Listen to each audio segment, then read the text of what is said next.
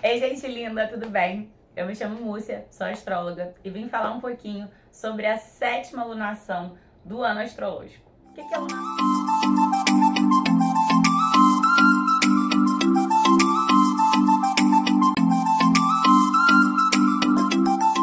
Bom, a cada 4 semanas a gente vive uma renovação que acontece quando a Lua alcança o Sol, os dois no mesmo grau, minuto e segundo de um mesmo signo lá no céu.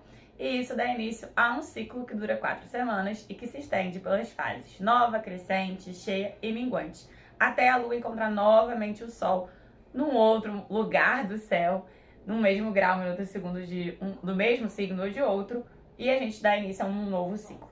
Agora, o signo em que Sol e Lua se encontram traz já pra gente o pano de fundo do que vai ser esse ciclo, do que ele vai favorecer e também de quais são os principais desafios da Virgem. É um signo do elemento terra. É o signo pelo qual o Sol transita quando a gente está aqui no hemisfério sul, se despedindo do inverno e indo em direção à primavera.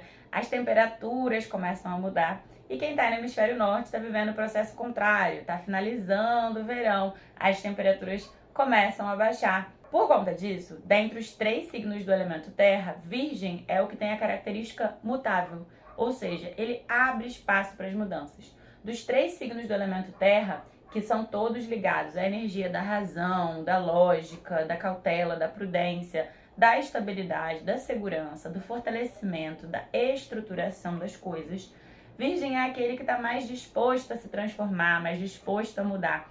E isso está muito ligado a um lugar muito utilitarista da visão virginiana, um lugar muito prático, objetivo, que pensa, eu gosto da estabilidade, mas se é possível a gente ajustar algo, melhorar algo, aperfeiçoar, aprimorar, maravilhoso. Aí a mudança é bem-vinda. Essa é a energia do signo de Virgem.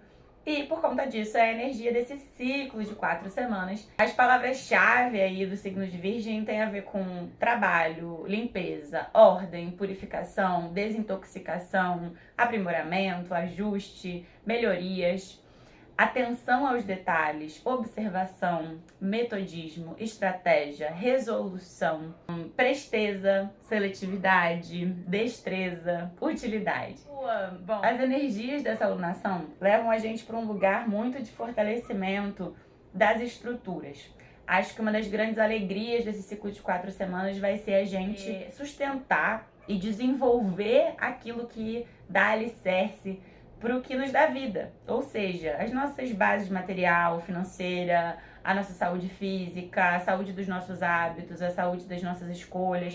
A gente tá aí nessa transição de estações e isso sempre traz um momento de transformação de energia. Dentro desse ciclo lunar, a gente vai viver o ingresso do Sol no signo de Libra, que traz o início de uma nova estação, mais uma vez, né, a primavera aqui no hemisfério sul, o outono no hemisfério norte.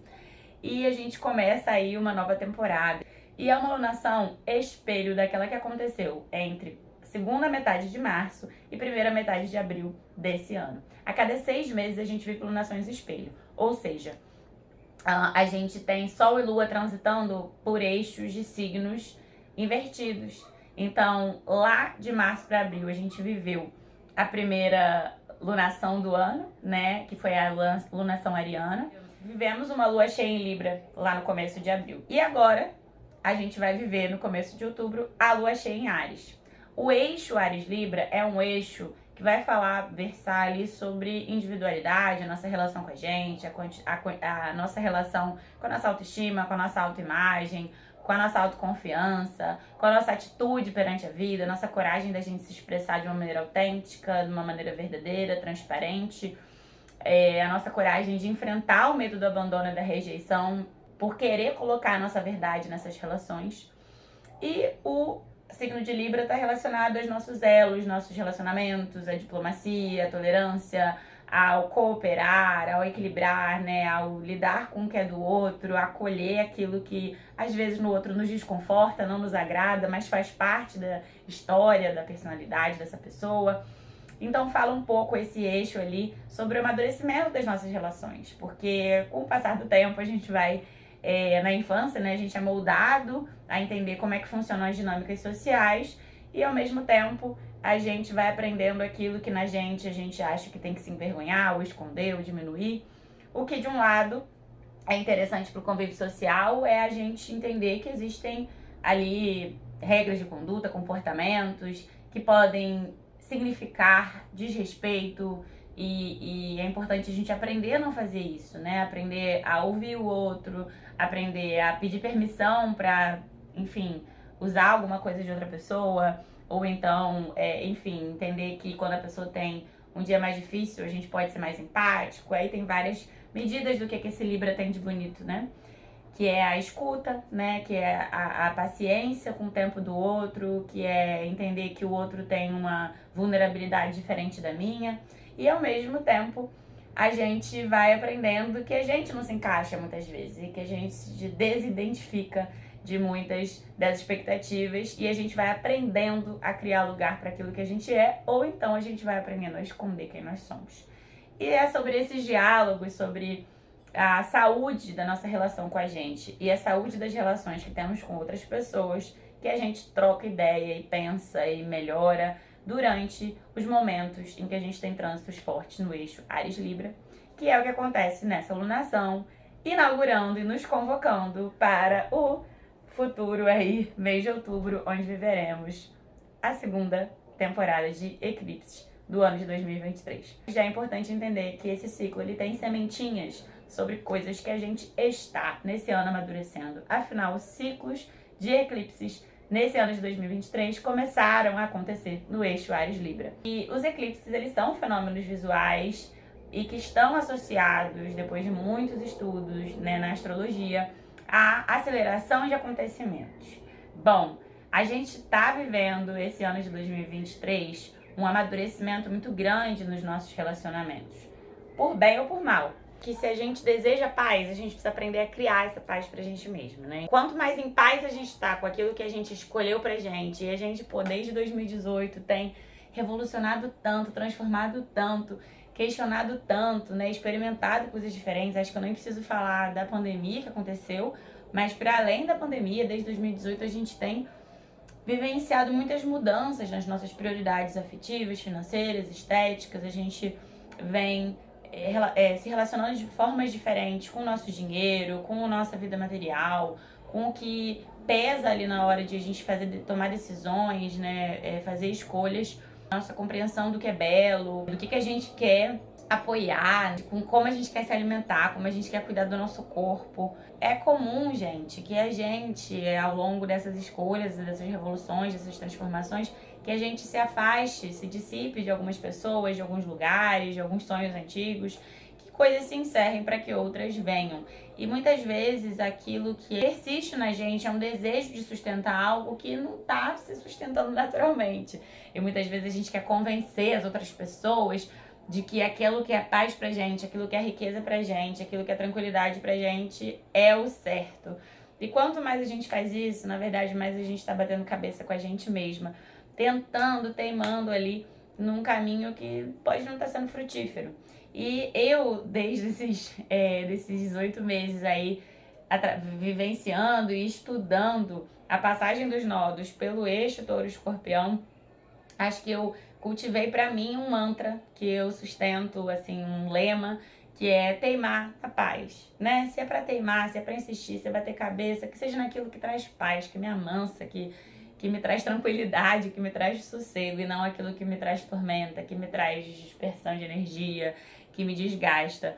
Então, acho que uma das grandes orientações para esse ciclo é que a gente saiba sustentar essa nossa revolução. Acho que a grande meta, assim, dessa alunação é a gente sustentar esse nosso império transgressor, é a gente servir de alicerce para que as mudanças que a gente mesma decidiu implementar na nossa vida nos últimos anos sigam nos nutrindo, nos fazendo bem, sigam nos guiando para novos lugares de nós mesmos e da nossa vida. Assim, abraçando tecnologia, abraçando inovação, abraçando a responsabilidade, a dedicação, o suor, o esforço, o trabalho de fazer isso acontecer. Obviamente, respeitando os nossos limites e nossas limitações, obviamente percebendo até onde os nossos limites nos permitem ir nessa direção, atualmente, né? E lembrar que a vida é travessia, é passagem, que por mais que a gente... É importante a gente ter uma direção para onde a gente caminhar. Também é legal a gente aproveitar esse passeio, essa passagem, aproveitar essa vivência, essa travessia e, de repente, ao longo dela, a gente vai mudando de direção, descobrindo novas coisas. Quanto mais presente a gente está no nosso momento atual, mais a gente está aberta para ser transformada, ser afetada pela vida e para a gente viver de uma maneira mais íntegra, mais conectada, mais atenta, mais intuitiva, mais respeitosa com a nossa integralidade, com a nossa verdade interna. A gente viveu nos últimos anos o surgimento de novas profissões, surgimento de novas formas de exercer uma antiga profissão, o surgimento de novas maneiras de ganhar, de investir, de multiplicar dinheiro. Surgiu muita coisa nova nos últimos anos.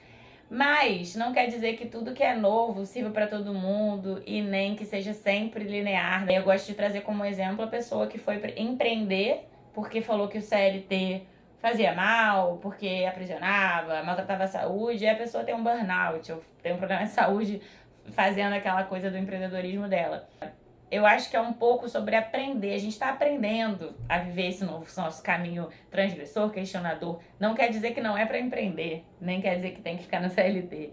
Mas também, eu acho que em todos os caminhos a gente precisa lembrar de honrar os nossos limites físicos, emocionais, espirituais, psíquicos e de cada momento, porque os nossos limites, eles não são lineares também. No momento que Sol e Lua se encontraram ali, né, no signo de Virgem, os dois fizeram aspectos harmoniosos com Júpiter, Urano, Plutão, que são 3 astros lentos, que estão retrógrados e que nos prometem as boas novas dessa alunação.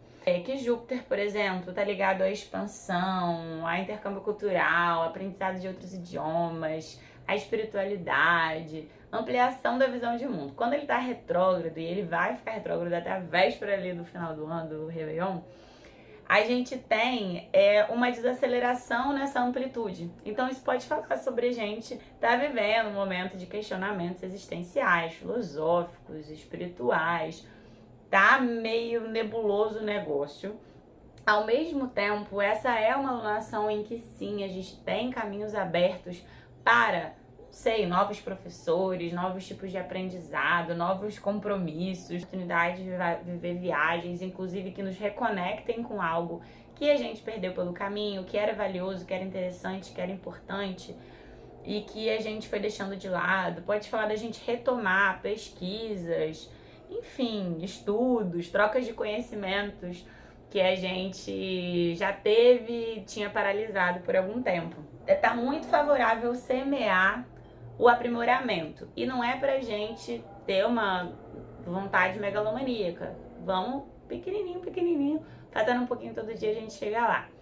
Urano, esse outro planeta com quem Sol e Lua estavam fazendo um aspecto harmonioso, ele fala muito sobre ser uma alunação que favorece, sim, inovação, tecnologia, que favorece a gente olhar de um modo diferente, a gente perceber que a gente pode ser livre de formas diferentes, a gente solucionar antigos ou novos problemas de maneiras inovadoras, autênticas, autorais. É um tempo de autoafirmação e também de boas surpresas. E Plutão, né, que fica retrógrado a todo ano pela metade de onde ele está retrógrado, é um planeta distante. Quando ele faz um contato harmonioso com Sol e Lua, ele promete a oportunidade da gente enxergar coisas que não via, da gente entrar em contato com algo que estava obscuro, oculto, misterioso, e isso nos revelar algum tipo de força, algum tipo de motivação, algo que nos faz ir além, aceitar algum tipo de mudança, desapegar de alguma coisa que antes parecia difícil e agora rola. É uma alunação que favorece, sim, mudança, como eu falei o tempo todo. Favorece experiências esotéricas e terapêuticas, mergulhar fundo, mergulhar profundo, descobrir algo que não estava tão à vista, tão na superfície. Primordial ali é lembrar do desafio de Netuno, que vai falar sobre a possibilidade de a gente viver angústia, da gente viver fases de questionamento existencial, pode ser a alunação inteira, em que a gente entra em contato com sensações muito profundas e que podem vir de desilusões, de decepções com alguma coisa que a gente já sonhou, já idealizou e percebeu que não vai rolar. Pode ou não estar conectado a um aspecto desafiador que essa alunação também promete, que são os atrasos nas negociações, a lentidão a rigidez, o pessimismo, esse lado ranzinza e sisudo das pessoas, dificultando um pouco os diálogos. É uma alunação em que a gente tem essa dificuldade de se fazer entender, essa dificuldade de ser cooperativo. A gente vai precisar lembrar de ser flexível, a gente vai precisar lembrar de afrouxar um pouco as possibilidades para as outras pessoas ao nosso redor para a coisa andar. Organização para conseguir dar conta dos atrasos, da lentidão do andamento das coisas. E ao mesmo tempo, esse aspecto desafiador com Netuno, que vai prometer desorganização emocional, oscilação emocional, a sensação da gente estar perdida, uma sensação de vulnerabilidade, até de incompreensão do que a gente está sentindo. É como se tivesse uma nebulosidade que está incomodando ou impedindo que a gente enxergue e faça planos muito para frente, uma coisa ali mais arrastada. Muito disso pode ter a ver com a nossa vulnerabilidade também sendo exposta, né, sendo aprofundada diante da conexão com medos e fantasmas antigos. Acho que não é sobre calar essa angústia nem deixar ela nos paralisar. É um pouco sobre aprender a andar de mãos dadas com ela, a perceber, caramba, o que minhas inseguranças podem estar me apontando, o que essa angústia, essa falta de sensação de preenchimento pode estar mostrando, que está faltando eu escavar, mergulhar, olhar mais fundo, aprender um pouco dessas sensações e entender que nem sempre vai dar para fazer 1000 planos para frente, nem sempre a gente vai estar com a força total, toda a motivação do mundo e com todo o gás. Honrar, né, esse nosso lado subjetivo, esse nosso lado misterioso às vezes, né? A meta da alunação é a gente amadurecer aí a nossa própria revolução, né? Como eu falo, sustentar o império transgressor que a gente acabou construindo pra gente, esse império autêntico, né? Mas lembrando de honrar as nossas necessidades primárias e lembrar que sim, qualquer caminho, ainda mais um inovador, ele vai demandar ordem, comprometimento, disciplina, esforço, dedicação, e a gente não precisa focar em sair dessa alunação ultra melhores, um pouquinho melhores, já vai levar bem pra frente. Datas importantes dessa alunação. Temos Lua crescente em Sagitário no dia 22 de setembro, na véspera do ingresso do Sol no signo de Libra. Na verdade, é poucas horas, porque o ingresso do Sol no signo de Libra vai acontecer às 3h49 da madrugada do dia 23 de setembro. No dia 29 de setembro, a gente tem a Lua cheia no signo de Áries, no grau 6 desse signo. E a gente vai conversar bastante sobre essa lua cheia mais pra frente. A lua minguante do dia 6 de outubro vai encerrar ali a última semana da nossa alunação. A próxima alunação, que vem ali em meados de outubro, promete 2 eclipses. Portanto, a gente precisa lembrar que na lua cheia dessa alunação já estaremos prévia ali conectadíssimas com a energia do eclipse, que é essa energia de instabilidade, de intensidade, de mudança, desencadeamento, aceleração, reviravoltas 1000. A gente vai estar junto nesse processo de mãos dadas. Se você não me segue no Instagram, me acompanha lá, que tem orientações diárias, textos pra gente refletir junto. E também, claro, se você puder, deixa seu like aqui, me segue aqui no YouTube para não perder os conteúdos e deixe seu comentário. Um grande beijo, vamos juntinho!